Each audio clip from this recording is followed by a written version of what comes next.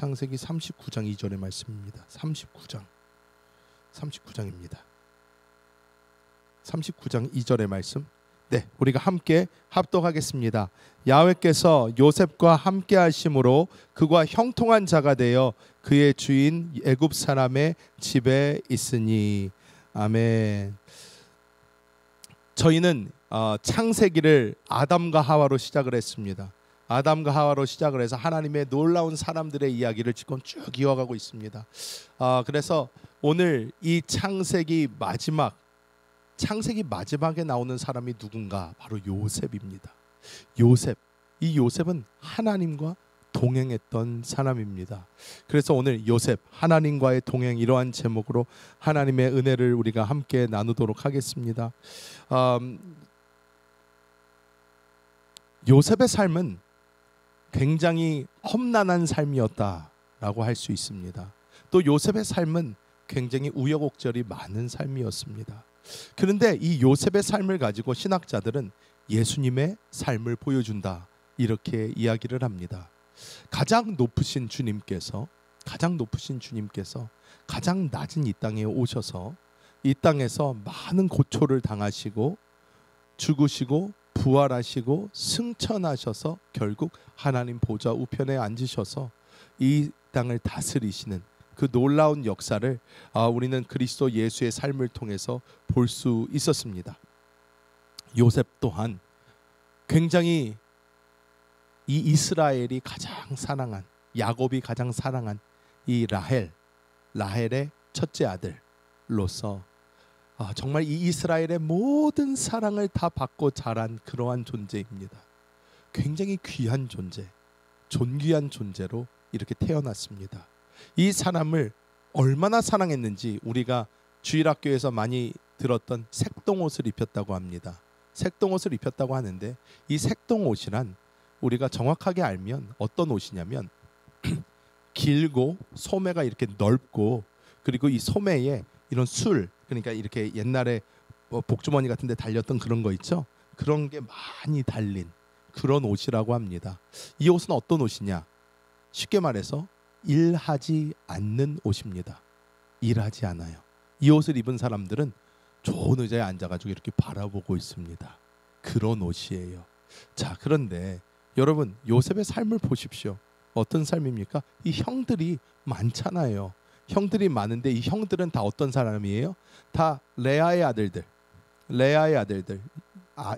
이스라엘이 사랑하지 않는 아내입니다. 하나님이 이스라엘의 사랑을 받지 못하니까 하나님께서 이 레아를 위로하시기 위해서 자식을 많이 주셨어요. 자식을 많이 주셔서 이 자식들이 앞에 쭈루룩 있는데 이 자식들은 이스라엘 눈에 차지를 않아요. 그러니까 이스라엘이 다 뭐합니까? 일을 시켜버려요. 밖에 나가서 일해라. 그리고 요셉은 어떻게 해요? 색동옷 입혀가지고 넌 일 안 해도 돼, 이런 말이에요. 색동옷 입혀놓고 형들이 일하고 있는데 가가지고 꿈 얘기를 하고 있습니다. 자, 여러분, 그러면 분위기가 어떨지 아시겠죠?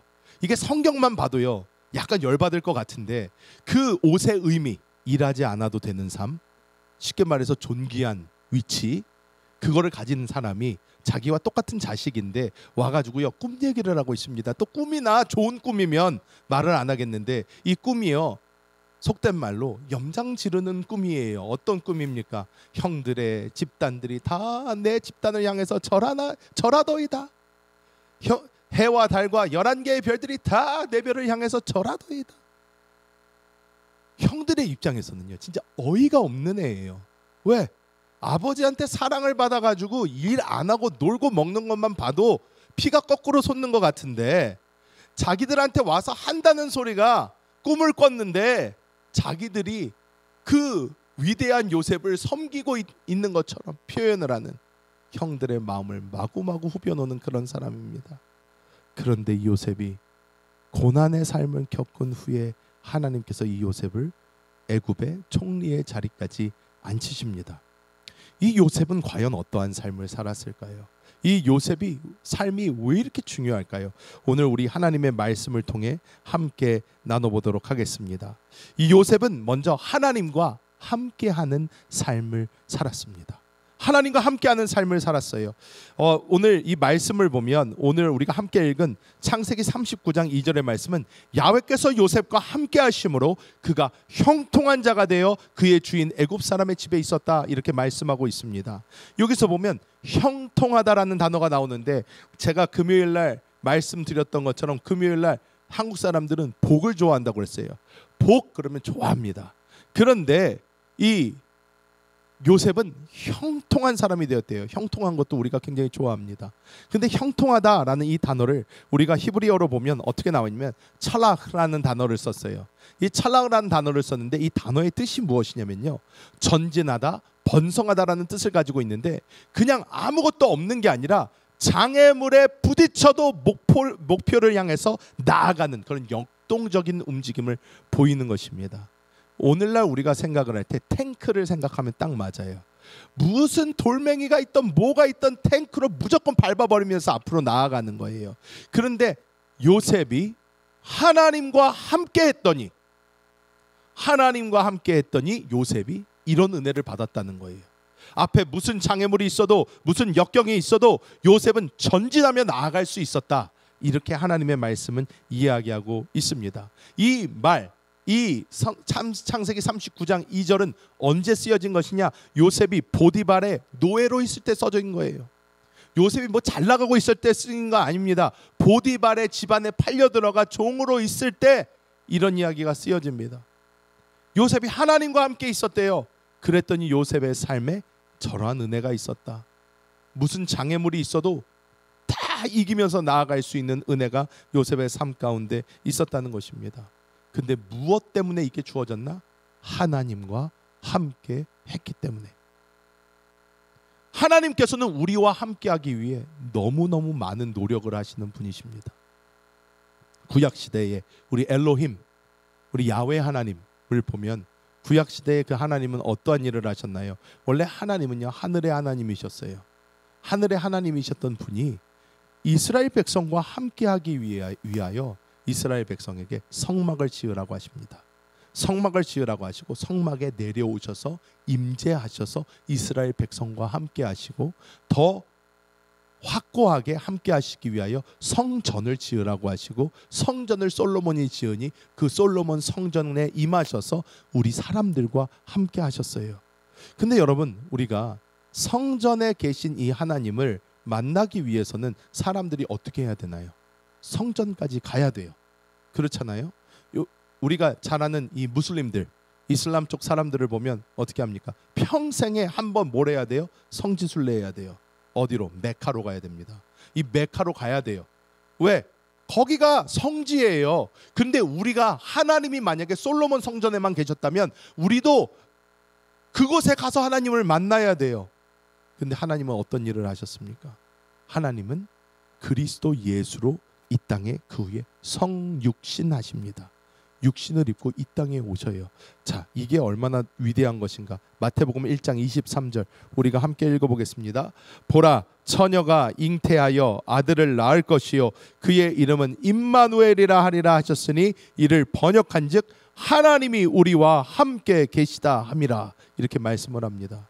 자, 예수 그리스도께서는 우리 인간들과 함께 하시며 제자들과 돌아다니시면서 그곳에서 사람들을 다 만나 주셨어요.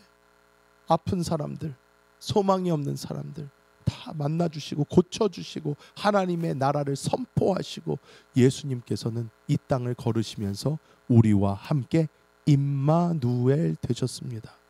임마누엘 되셨어요. 그런데 이 예수님도 어떻습니까? 예수님을 만나기 위해서 우리 어떻게 해야 됩니까? 2000년 전에 태어나야 되고요. 일단 두 번째, 예수님이 계신 이스라엘까지 가야 돼요. 그리고 예수님을 찾아서 그 예수님을 쫓아다녀야지 예수님과 함께 할 수 있어요. 그렇잖아요? 근데 어떻게 그럴 수 있는 사람이 얼마나 되나요? 그랬더니 하나님이 어떻게 하십니까? 예수 그리스도께서 십자가에 달리시고 죽으시고 부활하시고 승천하셔서 우리에게 보내주신 그분 누구십니까? 성령 하나님. 성령 하나님, 보혜사 성령을 보내주셔서 이 보혜사, 헬라어로 파라클레토스, 이 보혜사를 보내주셔서 우리 곁에서 우리를 도우시고 우리를 위로하여 주시고 우리를 상담해 주시며 우리의 변호인으로서 늘 우리와 함께 하시는, 내가 어디를 가지 않아도, 내가 어떤 건물에 가지 않아도, 내가 누구 사람을 찾지 않아도 내 안에 계시고 영원히 함께 하시며 영원히 나와 동행해 주시는 그분이 되셔서 지금 우리와 함께 하시는 줄 믿습니다. 많은 사람들이 이 주님을 잃어버리고 살 때가 많습니다. 그러면서 형통만 구해요. 하나님, 내 삶이 잘 되게 해주십시오. 막힘이 없게 해주십시오. 내가 손대는 것마다 잘 되게 해주십시오. 우리가 기도를 해요. 그런데 하나님께서 요셉을 통해 우리에게 보여주시는 건 무엇입니까? 요셉이 하나님과 동행하였더니 그의 삶에 막힘이 없었다는 거예요. 우리는 이미 우리 안에 모든 것을 가지고 있습니다. 우리 안에 사신 주님께서 우리의 참된 형통이신 줄 믿습니다. 이 주님과 함께하는 그 삶을 살아야만 우리의 삶에 형통함이 함께하는 줄 믿습니다. 두 번째로 우리는 어떤 삶을 살아야 하나? 우리는 하나님 앞에서 사는 삶을 살아야 합니다. 이 말이 무슨 뜻인가? 요셉의 삶의 가장 큰 시험을 이야기하자면 보디발의 아내의 유혹을 이야기할 수 있을 것입니다. 보디발의 아내가 요셉을 유혹했어요. 요셉아, 와서 나랑 잠자리를 같이 하자, 이렇게 이야기합니다. 요셉이 단호하게 이야기를 합니다. 요셉이 이야기를 하는데요, 요셉이 얘기하는 게 참 재밌습니다. 왜냐? 우리가 이것을 현실적으로 보면 여러분이라면 어떻게 대답을 하셨을 것 같습니까? 요셉은 이렇게 이야기합니다. 내 주인이 나에게 모든 걸 줬다. 내가 이 집안에서 하지 못하는 일은 없다. 왜? 보디발이 다 할 수 있게 해줬어요. 곳간에 키를 줬습니다. 이 요셉이 그곳의 총리였어요, 사실. 근데 이 보디발이 모든 것을 허락했지만 그의 아내만 오프 리밋이었어요. 근데 요셉이 이 다음에 하는 말이 재미있습니다. 이 다음에 뭐라고 하나? 창세기 39장 9절 하반절 함께 읽어볼까요?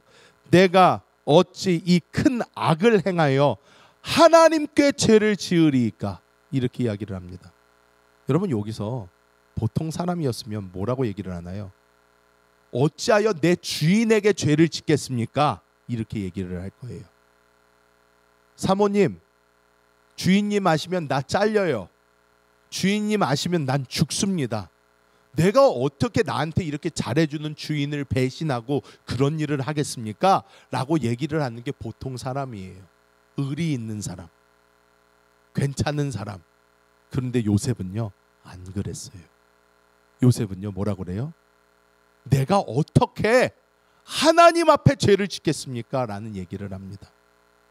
여러분, 이것이 가지는 의미는 생각보다 큽니다. 왜 요셉이 잘 될 수밖에 없었는지를 보여줘요. 자, 여러분 생각해 보세요. 제가 처음에 말씀드렸잖아요. 요셉이 어떤 옷 입었다고요? 색동옷 입었어요. 이 옷은 어떤 옷이에요? 일하지 않는 옷이에요. 요셉은 집에서 노동 안 시켰어요. 일해본 적이 없어요. 요셉은 놀고 먹었습니다. 아버지의 사랑받고요, 형들이 나가서 다 일하고 왔어요.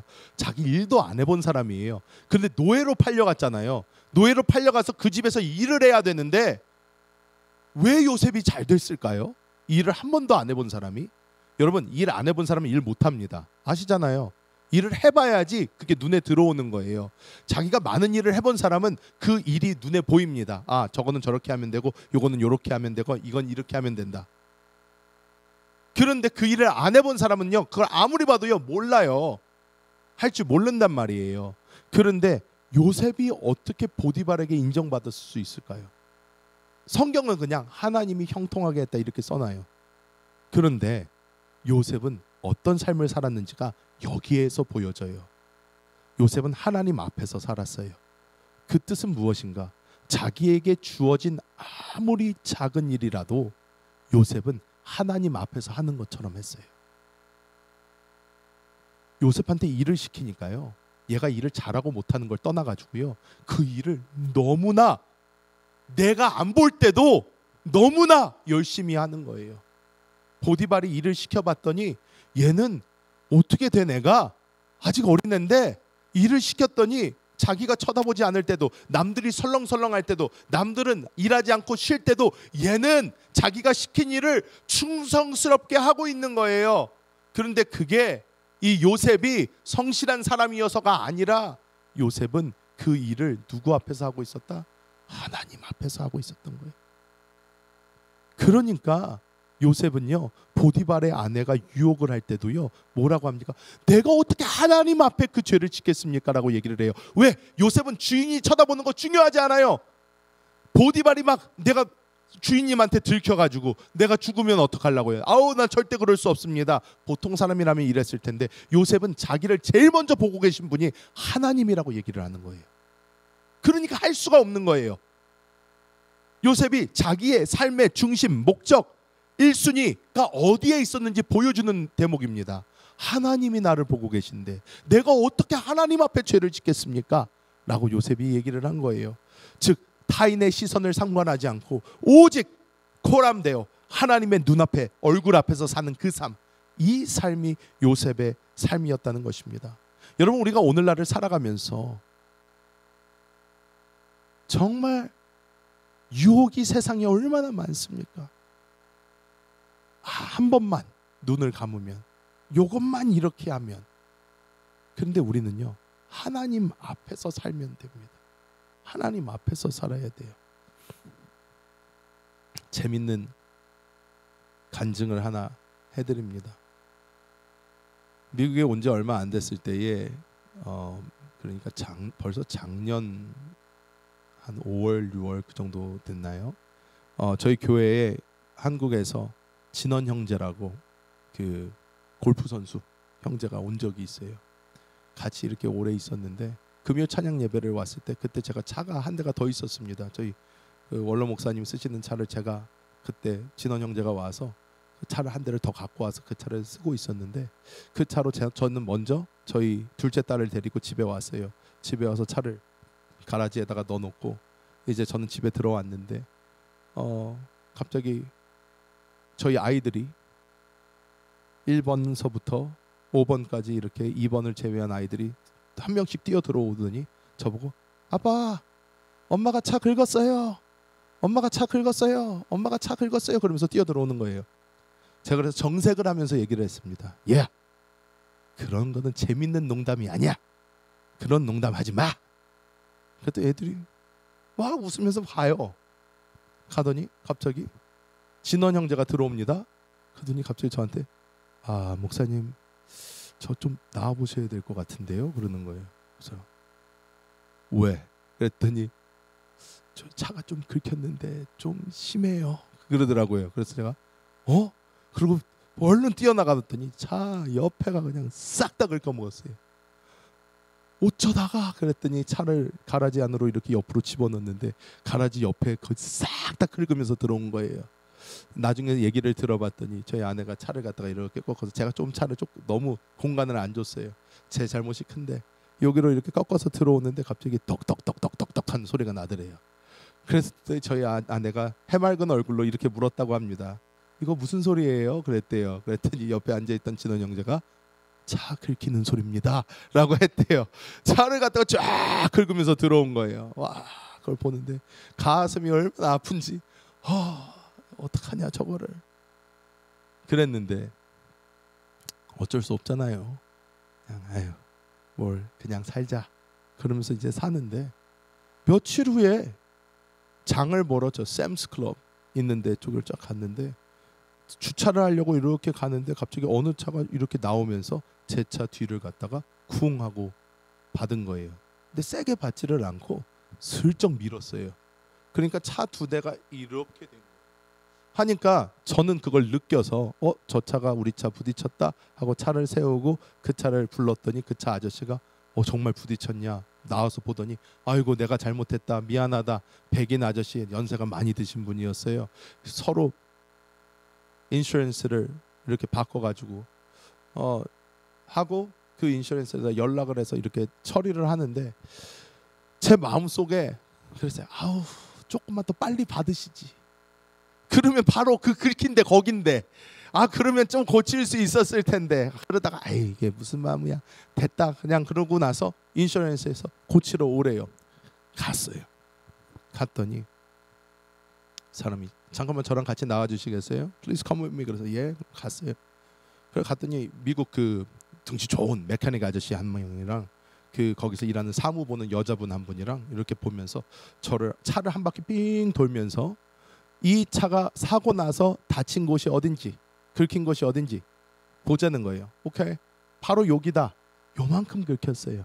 크지도 않아요. 우리 아내가 긁어놓은 게 훨씬 더 잘 보여요. 이만해요 그거는.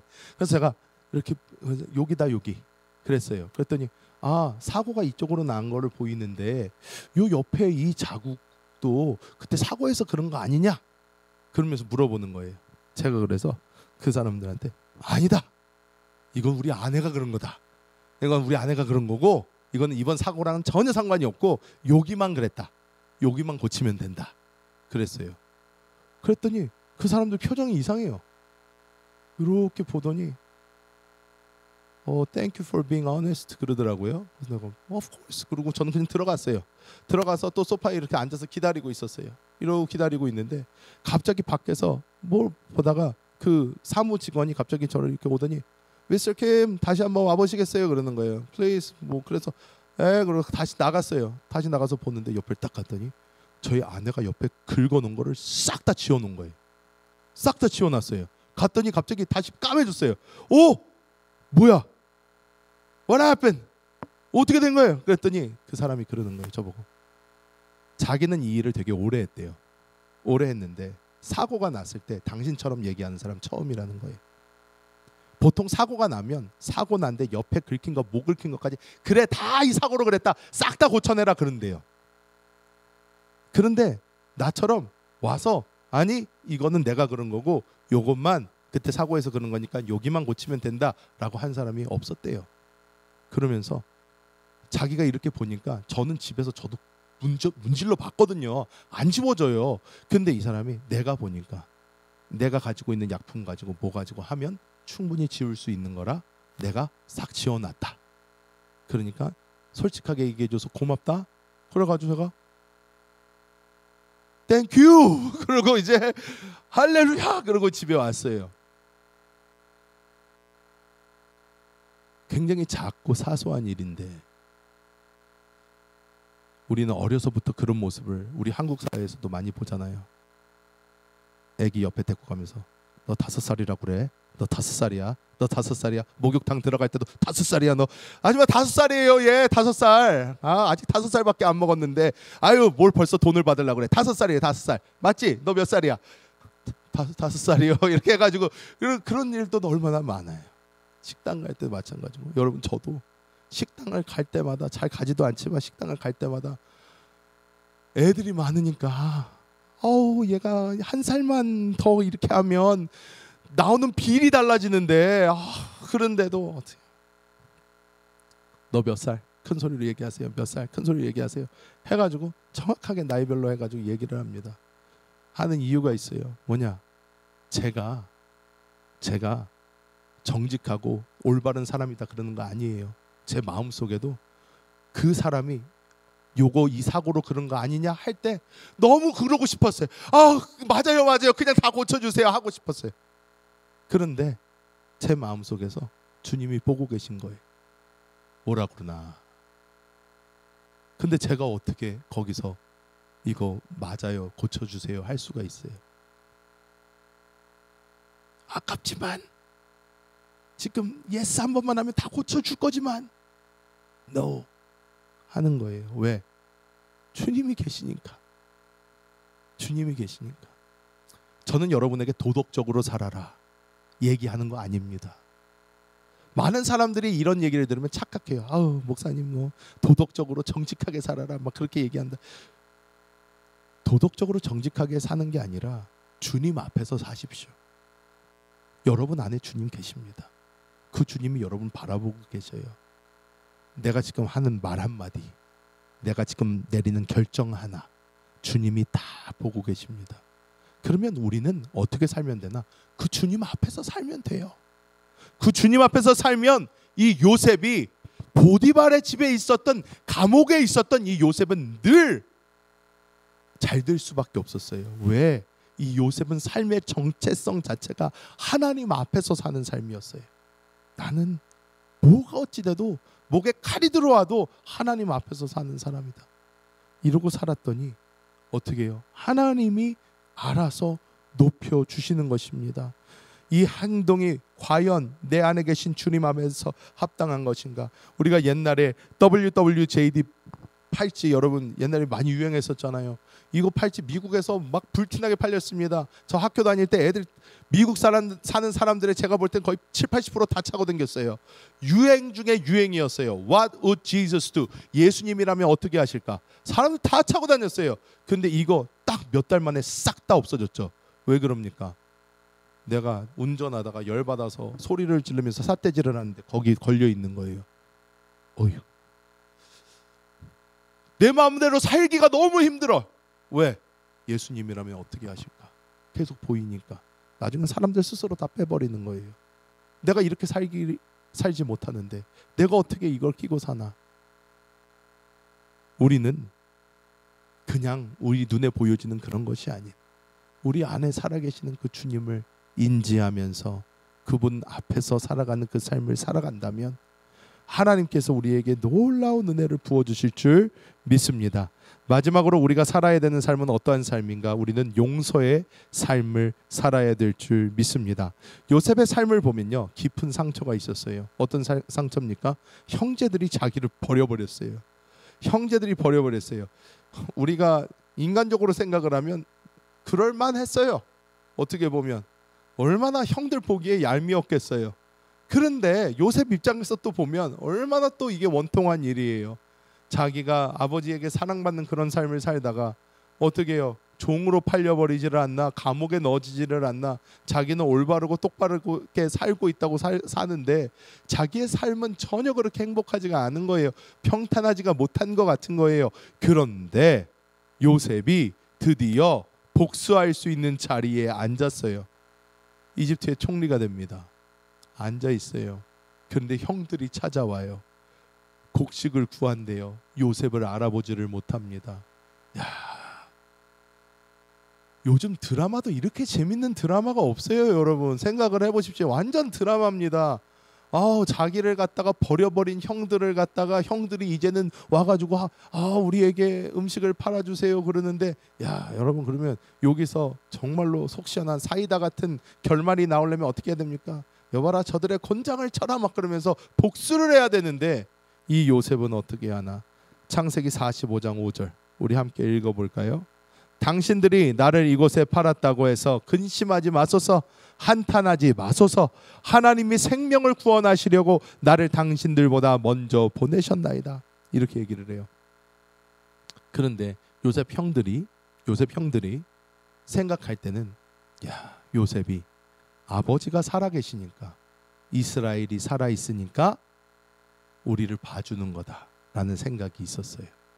그리고 이집트에 와서 사는 그 모든 순간에도 늘 마음속에 불안했어요. 야, 이러다가 요셉이 아버지 돌아가시면 우리 다 어떻게 할까? 막 고민이 되는 거예요. 근데 이스라엘이 진짜 죽었어요. 야곱이 죽었어요. 그랬더니요, 요셉의 형들이 싹 다 데리고 와가지고 요셉 앞에 엎드려가지고 우리를 살려주라 그럽니다. 창세기 50장 20절 그때 요셉이 한 말입니다. 시작. 당신들은 나를 해하려 하였으나 하나님은 그것을 선으로 바꾸사 오늘과 같이 많은 백성의 생명을 구원하게 하시려 하셨나니. 자, 요셉이 하는 말이 뭔지 아십니까? 요셉이 하는 말은요, 이게 내 삶이 지금 이렇게 된 것이, 나에게 당신들이 상처를 준 그 일까지도 이 모든 것은 하나님의 손 안에 있었다는 것을 인정하는 거예요. 하나님이 나의 삶의 주권을 쥐고 계십니다. 하나님이 나의 삶을 이렇게 이끄셨습니다.